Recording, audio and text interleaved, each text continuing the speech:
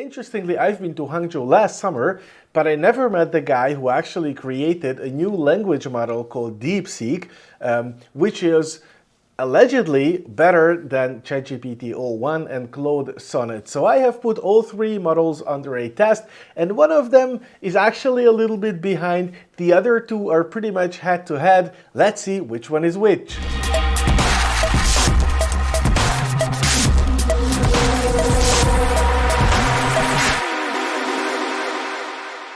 As you might have heard, there is a new player in town of the AI models, the large language models.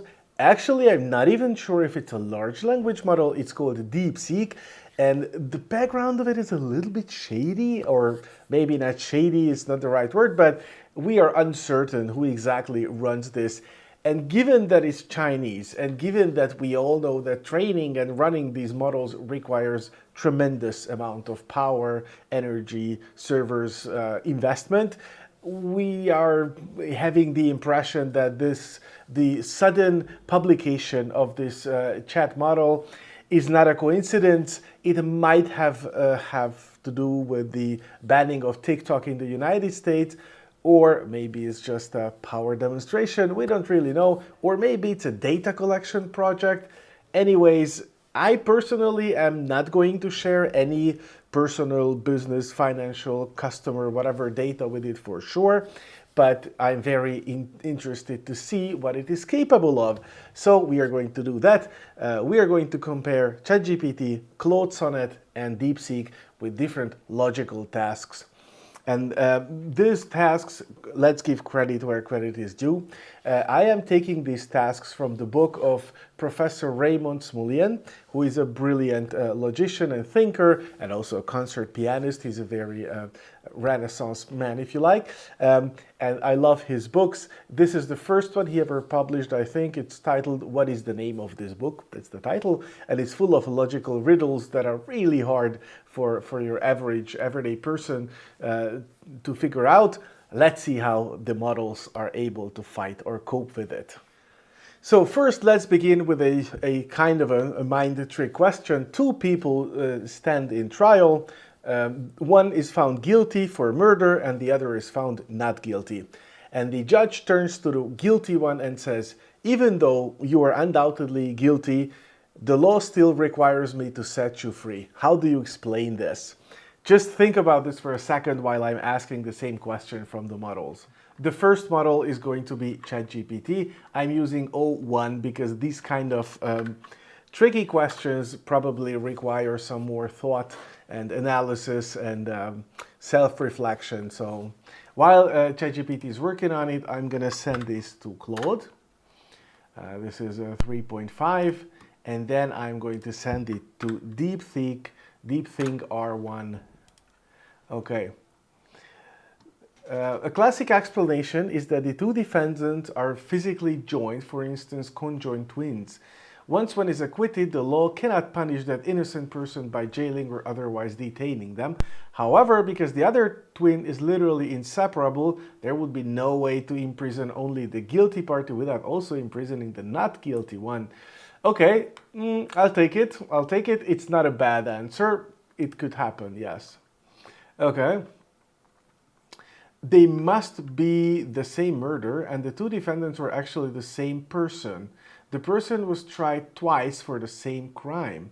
Due to the legal principle of double jeopardy, a person cannot be tried for the same crime twice, once they've been acquitted. So chronologically, the person was first tried and found not guilty. New evidence must have emerged leading to a second trial.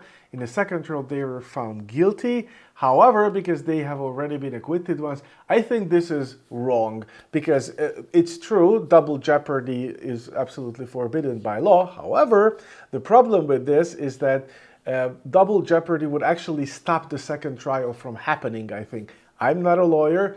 If you are, let me know in the comments if I'm right or wrong, but I think the second trial would never have happened.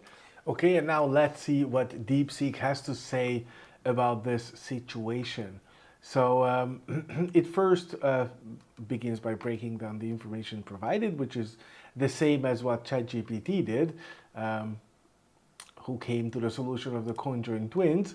And then It has a number of key legal concepts that it identifies: the double jeopardy, the immunity agreement, which is granted immunity in exchange for testimony, plea bargains, that's very similar, legal technicalities, statute of limitations, if the crime happened too long ago, insanity defense, which would contradict the fact that the defendant was found guilty, mistaken identity or alibi.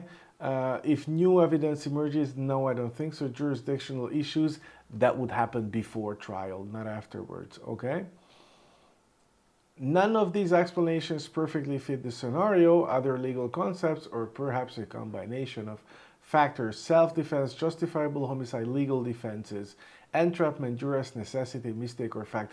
This is absolutely the wrong track, because these are all resulting in an acquittance. So the person would not be found guilty if any of these conditions would be fulfilled. Diplomatic immunity wouldn't even result in a trial. So it found it most possible is duress, meaning that while they were found guilty of the murder, the court recognized that they acted under coercion, and the law therefore compelled the judge to set them free. So that is not something, it's okay, it's a viable reason. I'm not sure if it would mean that this is a guilty charge, because if they are acting under coercion, they would probably be acquitted, but I'm not a lawyer again. But the thing is, the judge turned to the guilty one and said, this is the strangest case I have ever encountered. Whereas duress is certainly not common, thankfully, but it's not the strangest case a judge would ever encounter. So I think that this is a meh reasoning. Again, not bad, but I prefer ChatGPT's one where they are conjoined twins, because that is literally a case when they are black and white guilty, but still you can't incarcerate the innocent one. Therefore, you have to let both of them go. So 1 point for ChatGPT, and a round of applause for the best solution here. Okay, excellent. Let's go to the next one. So in the aforementioned book, there is a chapter which is happening in an island where there are only two types of people, knights and knaves. And knights always tell the truth, while knaves always lie no matter what. And there are logical riddles that revolve around whether a certain person is a knight or a knave. And I'm going to ask some of these questions and we'll see what happens. So once I was walking on this island, I encountered two inhabitants and asked one of them, "Is either of you a knight?" The inhabitant answered something, and I knew what was the case, what their type was. And this is enough information to figure out. Let's see if the AI models, the LLM models, can answer this question. Okay, let's see what ChatGPT came up with. It turned the question into the one, "Is at least one of you a knight?" which is brilliant, because that's exactly this is equivalent. And then it's analyzing the possibilities, which is the exact right approach. Both are knaves, and then "at least one of you is a knight" is false. This is absolutely true. But since a knave always lies, so if the question is the statement true, they would say yes, because they know that it's not true. But in that case, you would not be able to deduce the truth, because saying yes could also come from a truthful knight.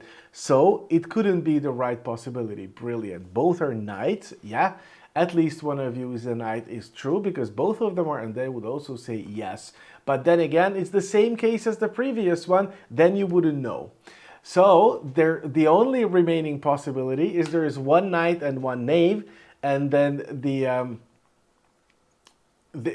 answer to this is yes. However, the knight would say yes and the knave would say no, okay?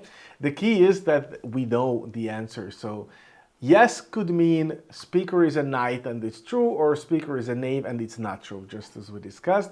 But if it's a no, then the only thing that it can mean is the statement is actually true, but the speaker is lying, meaning the inhabitant that answered no to me is actually a knave, while the other one is a knight. That's the only possible solution, and this is perfectly good. So applause to to ChatGPT for finding the right answer. Okay, next runner-up is Claude 3.5. Let's see how they can handle this. By the way, just for checking out, the time that it took for O1 to answer this was 25 seconds, which is, I think, a great time. Oh yeah, so what happens is Claude also considers the options, but has a different approach. It only considers what would happen if the person we asked was a knave or a knight. And so it comes to the wrong conclusion that the person who answered had to be a knave and the other person was also a knave. We know that this is not possible because if both of them were knaves, then they would say, yes, there is a kingdom, there is a knight amongst us. So unfortunately, Claude's answer is wrong again. And now let's see DeepSeek. Okay, next I asked DeepSeek. Let's see what it had to say. So yeah, it understands the problem. So now what it did first that I really like is it denoted person A, the one who was asked, and person B, the other inhabitant. And it lists 4 combinations, which is again correct, and it examines all combinations one by one. So it's a very pure logical approach. I really like this. And the thing is, it realizes that 3 out of these 4 cases, the answer will be yes. So we would have no information deduced from that. However, since after the reply we know the answer, that it has to be the only one when actually the answer was no. So this is a perfect answer and it was found really, really quickly. Not an order of magnitude faster than O1, but it's definitely a good one. A round of applause for DeepSeek as well. Okay, next question.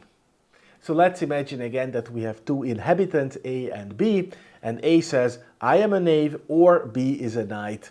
What type are they? That's the question. Let's set it to the models. Again, we begin with O1. And actually, there is one very important advantage on the side of O1, which is it's available. Yes, you have to pay, but once you settled your bill, it is 100% available reliably, which is a huge deal if we are talking about business. On the other hand, though, DeepSeek is actually downloadable from Hugging Face, which doesn't mean that it's cheap to run, because then you have to take care of the runtime environment yourself. But technically speaking, it could be right. Okay, it was pretty fast actually. So the solution is they are both knights, right? I am a knave or B is a knight. Okay, so here there is a very tricky thing, which is the or, which means they cannot both be true. So it's kind of like a not exactly as we mean it in the common language, because in common language we say either this or that. It could mean both. In this case, it cannot mean both. It means one of them. Yeah, so okay. So A said that I am a knave or B is a knight, meaning that the only cases we have to actually examine is if A actually is a knight or if he's a knave. And if A is a knight, then B must also be a knight. That is very good logic. However, there is a contradiction if we assume that A is a knave, because in this case, either way the statement would be true and the knave cannot make true statements. So the conclusion is quite simply A must be a knight and B must also be a knight. Beautiful solution. I really love the touch with the logical symbols, and it only took it 13 seconds. Nice job. Okay, let's move on to Claude, who unfortunately botched the previous one. Let's see how Claude will work. Again, Claude is free. It's not downloadable, but it's pretty reliable, except it doesn't always give the right answer, and this time it does. A must be a knight and B also must be a knight. Brilliant job, Claude. Now let's see what DeepSeek has to tell us. Here we go. Now DeepSeek is at it, answering the question. And so the final answer is that they're both knights, which is an absolutely true case. And the time that it took is absolutely comparable to that of O1's time. Maybe it was a touch faster again, but nothing particularly serious. So what I am inclined to think right now is that maybe there is not that big of a difference between them. So in conclusion, we can say that ChatGPT is a little bit slower in certain cases than DeepSeek is. Not that much slower, but noticeably slower, but it's reliable. So OpenAI is a much more mature company. Obviously, their infrastructure handles load much better. DeepSeek, in contrary, even though it's very fast and its abilities are super impressive, but right now the service is not as reliable. Maybe by the time you're watching this video, these problems are resolved. Also, DeepSeek can be downloaded from Hugging Face, and if you have the infrastructure to do so, you can actually run it on your own computers, and then you of course are no longer depending on anybody else's infrastructure. Claude, while it was really fast, seems to be a little bit less ready for this kind of logical tasks. However, note that we are using Sonnet. There could be other Claude models that are better with this kind of logic. We never tested source code generation or mathematical problems or a whole lot more in which areas Claude could actually be better. So this test was by no means conclusive or scientific or very thorough. It was just a light-hearted little look at what models can do and cannot. Thank you very much for watching. I hope you enjoyed it. Don't forget to like and subscribe, and I'll see you in the next one. Bye.